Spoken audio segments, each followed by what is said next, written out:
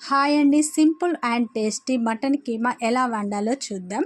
ముందుగా స్టవ్ వెలిగించి పాన్ పెట్టండి. అందులో కొంచెం ఆయిల్ వేసి ఆనియన్ పేస్ట్ కూడా వేసి బాగా వేపండి. అందులో అల్లం వెల్లుల్లి పేస్ట్ అలాగే సాల్ట్ పసుపు వేసి బాగా వేపండి. నేనైతే 1/2 kg కీమా తీసుకున్నాను, మటన్ కీమా. అయితే దీన్ని బాగా వేపండి. 2 నిమిషాలు వేపిన తర్వాత మూత పెట్టండి. మూత పెట్టి తీసిన తర్వాత బాగా కలపండి. ఇందులోనే కొంచెం మన రుచికి తగినంత నేనైతే 1 టీ స్పూన్ కారం వేస్తున్నా. ఇందులోనే కొంచెం కొబ్బరి పొడి అలాగే ధనియా పొడి వేసి బాగా కలపండి. వేసిన తర్వాత 2 గ్లాసుల వాటర్ పోసి ఒక 10 నిమిషాలు ఉడకనిస్తే చాలు.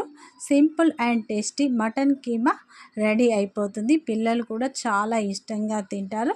సింపుల్గా రెడీ చేసుకోవచ్చు. వీడియో నచ్చితే లైక్ అండ్ సబ్స్క్రైబ్ చేయండి. మీరు కూడా ట్రై చేయండి. ఎలా ఉందో కామెంట్ చేయండి.